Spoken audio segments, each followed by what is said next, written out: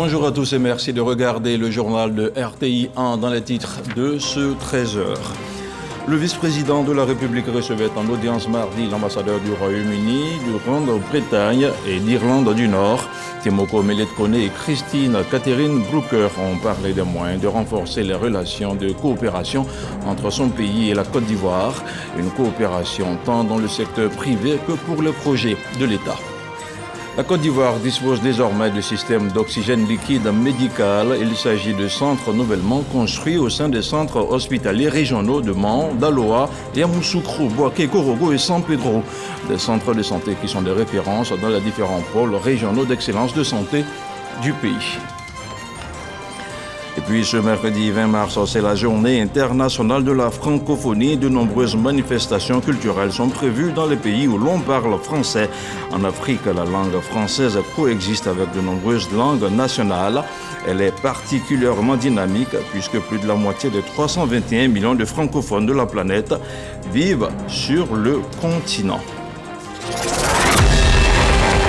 Voilà pour le titre. Merci de regarder RTI 1. Les investisseurs britanniques s'intéressent beaucoup au marché ivoirien. C'est l'ambassadeur Catherine Brooker qui l'a signifié au vice-président de la République. La diplomate britannique a été reçue mardi par Timoko Melet-Kone. Catherine Brooker a aussi indiqué travailler au mieux à la consolidation des liens de coopération entre les deux pays dans tous les domaines d'intérêt majeur. Le compte-rendu de Mahama Traoré. Elle a pris fonction en janvier 2021. Depuis, Catherine Brooker, ambassadrice du Royaume-Uni en Côte d'Ivoire, contribue sans cesse à l'intensification de la coopération entre les deux pays. Un engagement qu'elle est venue réitérer ce mardi au vice-président de la République, Timoko Melet-Kone. L'entretien a permis d'en savoir davantage sur les domaines de coopération ciblés. Nous nous occupons des secteurs, la migration, la sécurité, l'économie, l'investissement, le développement, l'autonomisation des femmes, l'éducation. Il y a beaucoup. C'est une ambassade forte. C'est aussi des liens sont forts, mais on peut toujours les renforcer, bien sûr.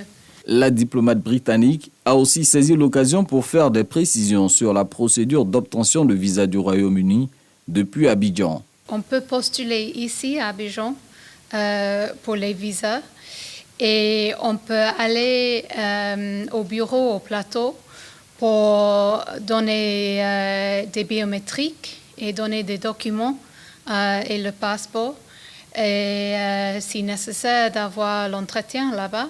La décision est prise au Royaume-Uni, au siège. Ici, c'est un bureau qui malheureusement c'est pas encore ouvert tout le temps. Mais c'est ouvert 2 semaines par mois. Catherine Brooker a également informé le vice-président de la République de la relocalisation du siège de l'ambassade du Royaume-Uni en Côte d'Ivoire. Les nouveaux locaux situés près de l'hôtel Ivoire se veulent plus spacieux pour accueillir le personnel renforcé de cette représentation diplomatique. Toujours au chapitre des activités du vice-président de la République, Timoko Melet-Kone a lui aussi emprunté le train de la générosité et de la solidarité. Pour le mois de Ramadan, il a fait des dons à la communauté musulmane de Côte d'Ivoire. Le reportage de Franck Quadio. Des tonnes de riz pour le COSIM, 5 millions de francs CFA en numéraire, plus 100 tonnes de riz et de sucre pour les populations vulnérables des villes de l'intérieur du pays. Les émissaires du vice-président au siège du COSIM sont venus les bras chargés. Siriki Siloué Kone, directeur de cabinet adjoint, et le conseiller Sissé Sabati sont aussi porteurs d'un message de Kone Timoko Melet. Il m'a particulièrement demandé de vous dire merci pour toutes les prières que vous faites sans relâche pour la cohésion sociale et la paix dans le pays. Et plus récemment, il garde en mémoire la mobilisation exceptionnelle de nos guides religieux et notamment de nos imams pour la bonne tenue de la CAN 2023. Le cher Aïma Ousmane Diakité, président du Conseil supérieur des imams des mosquées et des affaires islamiques en Côte d'Ivoire, et les autorités religieuses présentes ont formulé des prières en direction du donateur pour ses actions de solidarité en faveur de la communauté musulmane de Côte d'Ivoire. Un élan de solidarité poursuivi par le Premier ministre au siège du COSIM, Robert Begré-Mambé, a offert à son tour des vivres et du numéraire aux fidèles musulmans de Côte d'Ivoire. Il était représenté par son chef de cabinet, Franck Quadio. Siège du COSIM, Conseil supérieur des imams, des mosquées et des affaires islamiques en Côte d'Ivoire. La solidarité agissante s'exprime une fois de plus en cette période de jeunes musulmans. Et c'est le chef du gouvernement, le Premier ministre Robert Begré-Mambé, qui par la voix de son chef de cabinet apporte son soutien à la communauté musulmane par des dons en vivres et en numéraire. Nous sommes venus offrir des dons en vivres et non vivres, en pensant non seulement à tout le monde, mais en particulier aux démunis, puisque cette période est propice pour partager et faire en sorte que personne ne soit laissé pour compte.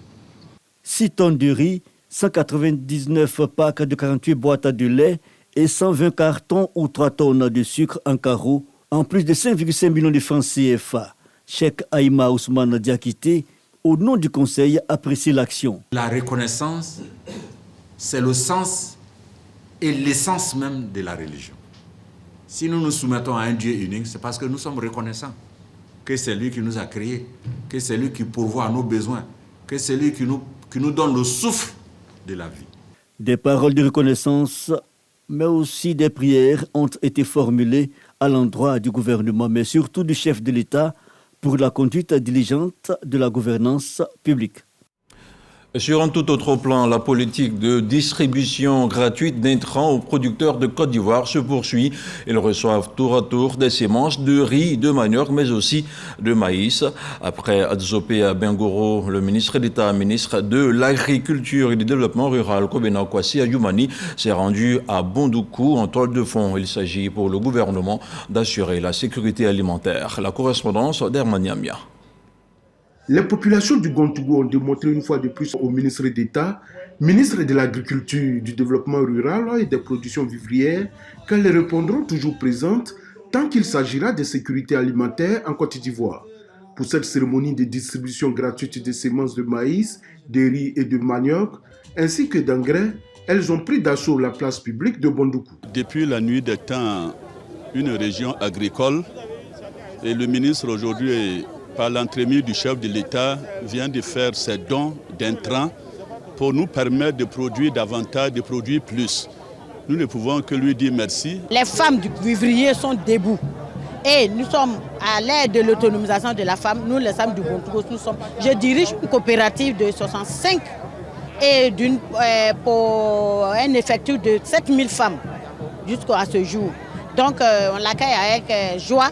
L'objectif à travers cette distribution des semences est de renforcer la capacité du secteur agricole à accroître la production des cultures vivrières, notamment le maïs, le riz et le manioc. Déjà, 4700 producteurs se sont inscrits dans ce programme pour l'exploitation d'une superficie de 4437 hectares de terre. À cette cérémonie, ils ont reçu 4425 tonnes d'engrais et 165 tonnes de semences de riz et de maïs. Chers parents, c'est pour vous dire que ce n'est pas seulement l'ANACAD qui peut donner de l'argent avec ces produits que nous vous envoyons. Si vous faites du bon travail, alors demain, vous pouvez gagner plus d'argent que vous n'en gagnez au niveau de l'ANACAD, au niveau du cacao. Représentant le Premier ministre Robert Begré-Mambé, le ministre des Affaires étrangères de l'intégration africaine et des Ivoiriens de l'extérieur, Léon Adom Kakou-Wadia, a exhorté les populations à s'inscrire massivement dans ce programme afin de contribuer à l'autosuffisance alimentaire en Côte d'Ivoire. Dans quelques mois, quelques années, certainement, les statisticiens agricoles viendront et diront que certes, les semences ont été distribuées partout, les engrais ont été distribués partout, mais le volume produit par Bondoukou est de loin le plus important. C'est tout le mal que je souhaite à cette région. Outre les intrants, le ministre d'État Kobena Kwasi Adjoumani a remis 9 tricycles aux coopératives agricoles pour les soutenir dans leurs activités. Il a par ailleurs indiqué que les personnes intéressées par ce programme peuvent toujours s'inscrire auprès des services de l'ANADER pour être prises en compte. Plusieurs investisseurs étrangers venus de Singapour, des États-Unis et de Turquie sont en visite à Daloa, dans le centre-ouest du pays. Ils s'intéressent également à l'agriculture. Ils ont échangé avec les membres d'une coopérative. Ils ont aussi effectué des visites de terrain. Le récit de Didier Nguessan. 3 opérateurs économiques de la Turquie, de Singapour et des États-Unis se sont rendus du 29 février au 5 mars 2024 à Daloa, au centre-ouest du pays. Ils entendaient s'enquérir des réalités du terrain afin d'apporter des solutions aux problèmes que rencontrent les producteurs agricoles de ce département. Durant 5 jours, ils ont visité les sections de leur hôte, une coopérative agricole, dans les différentes localités de la cité des Antilopes. Cela a été un plaisir pour nous, au cours de ces derniers jours, d'en apprendre un peu plus sur les industries du cacao, du café et de la noix de cajou. Le but de notre partenariat avec la coopérative est de l'aider à créer des opportunités dans toute l'Asie, aux États-Unis, en Turquie et au Moyen-Orient. Le responsable de la coopérative hôte, Balamine Koné, a tenu à rappeler que dans l'exécution des actions de ses partenaires, l'accent sera mis sur un programme de durabilité efficace. Ces partenaires ayant vu ces réalités ont bien compris, n'est-ce pas, par eux-mêmes, de façon factuelle, n'est-ce pas, quel est le modèle de collaboration que nous pouvons avoir. Échange de technologies et dans un temps très record, pouvoir même prétendre à transformer nos matières premières en produits semi-finis et pourquoi pas finis, dans le bon sens de pouvoir permettre à nos membres de pouvoir avoir la plus-value sur toute la chaîne. Responsables de coopératives, les opérateurs économiques se sont dit prêts à appuyer la coopérative hôte en matière de lutte contre les maladies des cacaoyers et de nouvelles technologies pour aider les producteurs à accroître leur production ainsi que leurs revenus. Le commentaire était plutôt signé Jean-Marc Khadjadji. C'est le fruit de la coopération entre la Côte d'Ivoire et les États-Unis. Le projet pour l'approvisionnement en oxygène liquide médical de San Pedro est effectif. Le centre a été mis récemment en service par le ministre de la Santé, de l'Hygiène publique et de la couverture maladie universelle. Pierre Dimba était accompagné de l'ambassadeur des États-Unis en Côte d'Ivoire. La correspondance de Sam Konan. À travers la coupure symbolique de ruban, le ministre de la Santé, de l'Hygiène publique et de la couverture maladie universelle, Pierre Dimba, et l'ambassadeur des États-Unis en Côte d'Ivoire, Jessica Davis-Ba, permettent à plus de 8 millions d'habitants de bénéficier d'oxygénothérapie disponible désormais en qualité et en quantité, à San Pedro et dans 5 autres villes du pays. Les installations, équipements et fournitures du projet LOX, de près de 4 milliards de francs CFA, comprennent entre autres un réservoir d'oxygène liquide médical de 5000 litres, un évaporateur de 350 mètres cubes par heure et des équipements de régulation de la pression, de remplissage de bouteilles d'oxygène d'une capacité de 10 bouteilles par lot en conditionnement et l'oxygène liquide. Et cette initiative est née du désir du gouvernement des États-Unis, en fait, le peuple américain, de répondre aux besoins liés à la crise Covid-19. Et aujourd'hui, il va servir aussi à améliorer les soins au bloc opératoire et aux soins intensifs pour des personnes en détresse respiratoire. Ce projet LOX, ou oxygène liquide médical, qui traduit la bonne santé des relations Côte d'Ivoire-États-Unis, selon le ministre Pierre Dimba, est une avancée majeure dans la volonté du chef de l'État d'offrir des soins de qualité aux populations. Ce projet va nous permettre d'équiper 7 établissements sanitaires qui ont été sélectionnés pour leur rôle de référence dans nos différents pôles régionaux d'excellence de santé. Les structures concernées sont le CHR de Korogo, de Mont, de Daloa, de Yamoussoukro, de Bouaké et l'hôpital général de San Pedro et le CHR de San Pedro. Le projet est un bel exemple de collaboration réussie entre la Côte d'Ivoire et le gouvernement américain à travers l'USAID.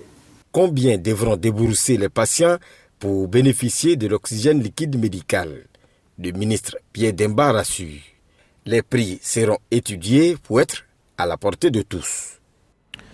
On parle maintenant de francophonie créée en 1970 à Niamey au Niger. La journée internationale est célébrée ce 20 mars. Une célébration qui met l'accent sur la diversité culturelle et la coopération multilatérale. Une journée qui permet également de magnifier la langue française. Une journée surtout vue par Isaïo. C'est une tradition depuis le 20 mars 1970. Chaque année, les pays du monde entier qui ont en partage la langue française célèbrent la journée internationale de la francophonie. La Côte d'Ivoire, membre de cet espace, n'est pas en reste. La contribution et le leadership du chef de l'État ont été félicités par la secrétaire générale, Madame Louise Mouchiki-Wabo, à l'occasion de la 44e session de la conférence ministérielle de la francophonie qui s'est tenue à Yaoundé en novembre dernier. Nous avons toutes les raisons d'être fiers de notre position de 4e pays en termes de locuteurs. En effet, notre pays impacte de manière significative notre espace dans différents domaines.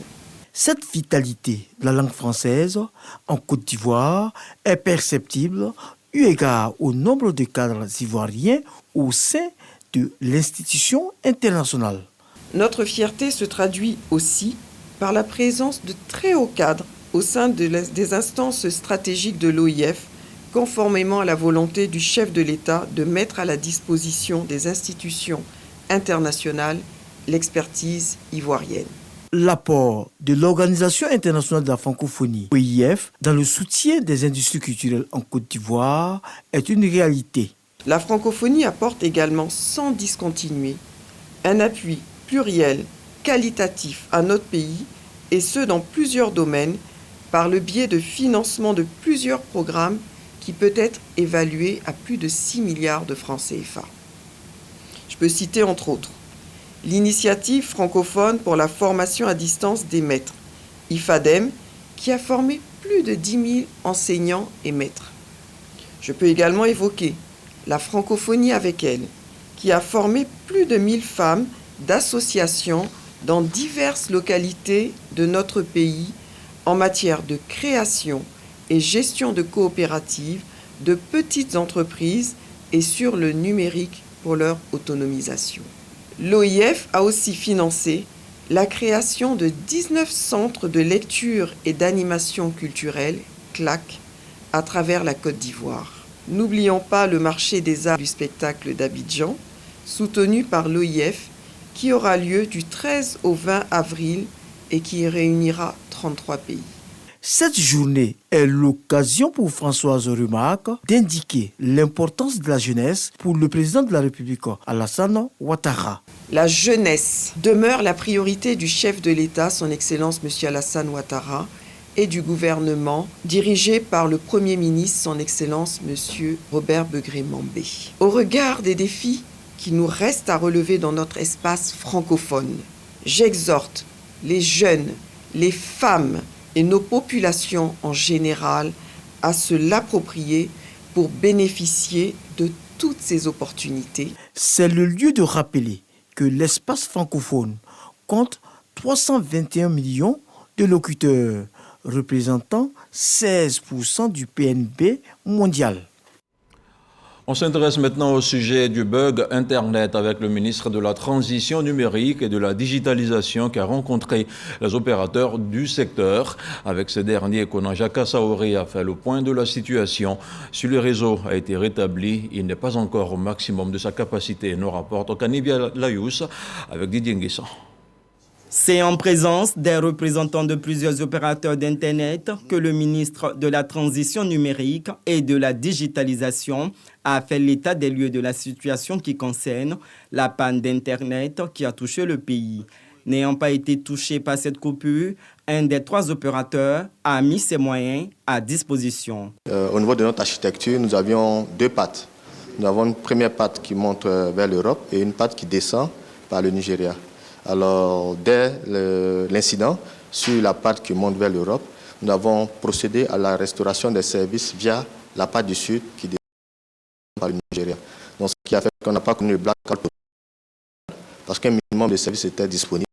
Et depuis jusqu'à ce jour, nous avons procédé à l'augmentation de capacité, des ressources sur cette route du Sud, afin que tous les opérateurs ivoiriens puissent avoir de la disponibilité au niveau de la capacité Internet et puis satisfaire leurs clients. Je voudrais remercier l'ensemble des opérateurs pour avoir communiqué de façon très très rapide avec l'autorité de régulation, le ministère, pour échanger les données et nous annoncer les démarches à l'effet de permettre la continuité du service pour vos clients. Le ministre Khalil Konaté se félicite de cette initiative. Il appelle tous les opérateurs à mutualiser leurs moyens afin de sortir de cette crise au plus vite. Le rôle du régulateur, c'est ça. C'est de dire si tu en as, tu ne gardes pas, tu mets à la disposition de tous les acteurs, de sorte à ce que les acteurs arrivent à satisfaire la clientèle. Selon le ministre, cet événement malheureux n'est pas entièrement derrière nous, mais la situation tend à se normaliser.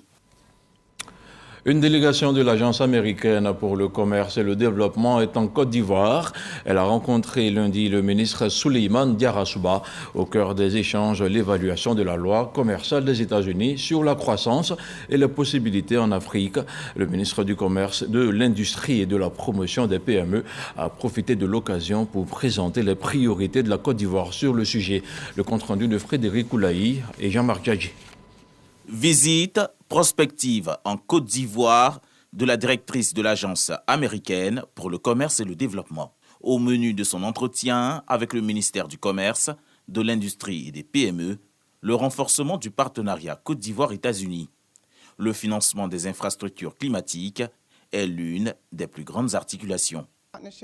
Nous pensons que pour avoir des infrastructures haute qualité, il est très important que toutes les informations nécessaires et les priorités soient claires. Pour ça que nous sommes ici, afin de recueillir le maximum d'informations possibles. Et nous pensons que si tout est bien défini, le travail que nous ferons ensemble ira bien pour le futur. L'accès au marché américain et l'accroissement du volume des échanges entre les deux pays sont aussi au nombre des priorités.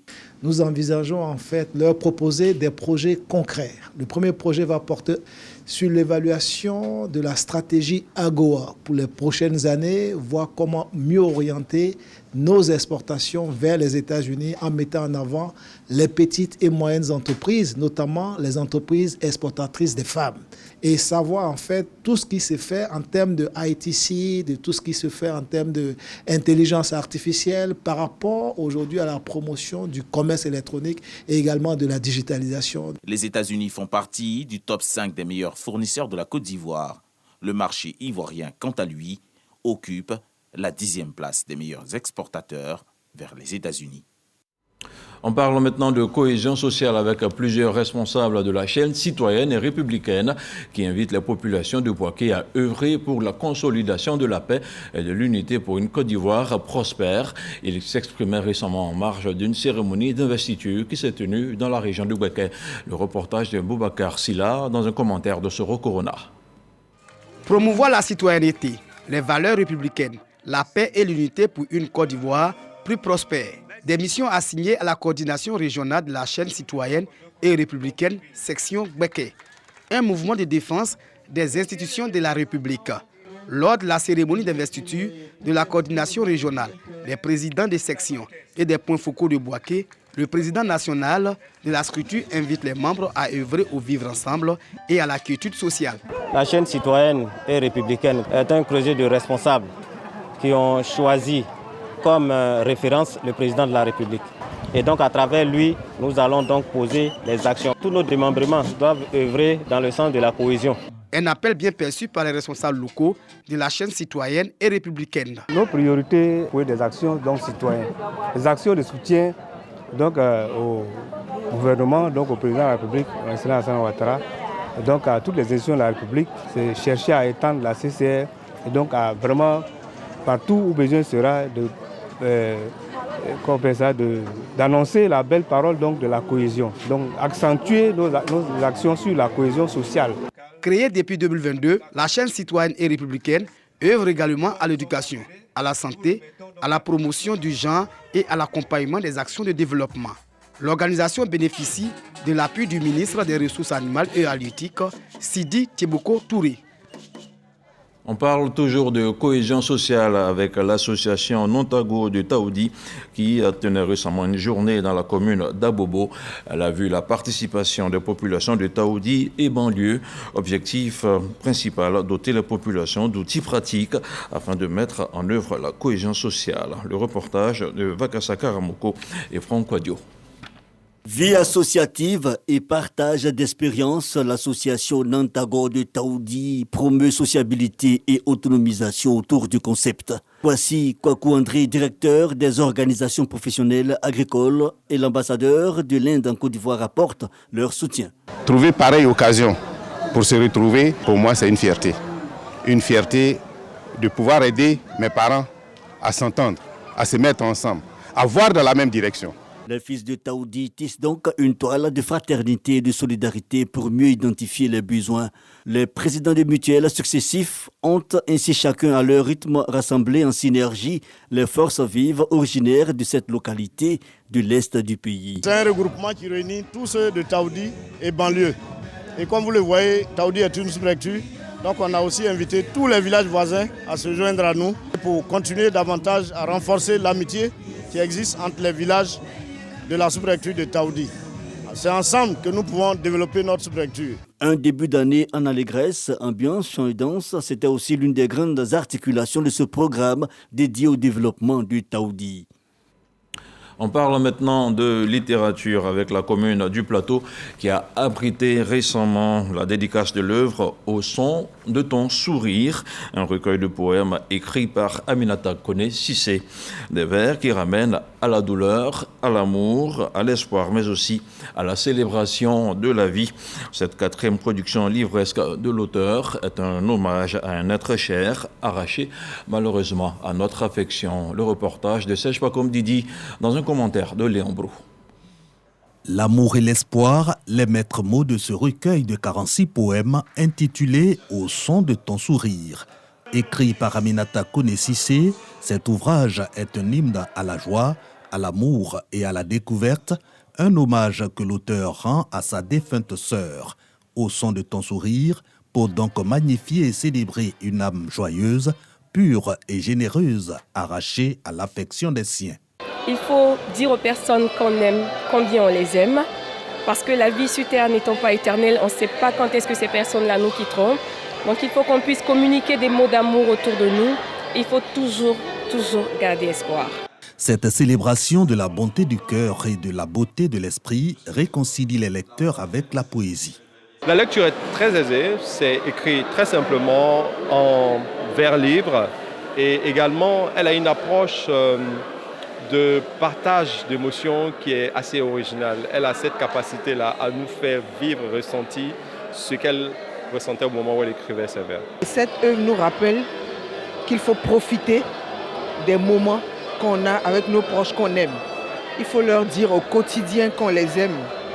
Il faut partager des moments de qualité avec les personnes qu'on aime, au risque de regretter quand ces personnes partiront. Si l'amour suffisait, Sweet Life, l'excellence, à mon père, par amour sont quelques-uns des 46 poèmes qui constituent cette 4e production livresque de 80 pages de l'écrivaine Aminata Kone Sissé. Qui parle de poésie, parle surtout d'éducation, un atelier de réappropriation de la politique genre dans le secteur de l'éducation dans la région du Bouaké s'est tenu à Bouaké.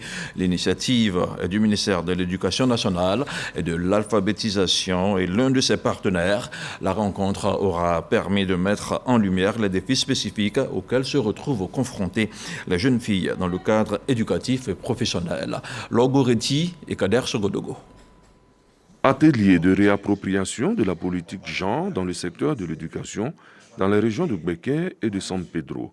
Un renforcement des capacités dans le cadre de la mise en œuvre de la politique genre de l'éducation en Côte d'Ivoire qui vise l'amélioration de l'accès et la qualité de l'éducation au niveau du secondaire. Un projet initié par le ministère de l'Éducation nationale et de l'alphabétisation et son partenaire technique, le consortium AETS, CDL World Education.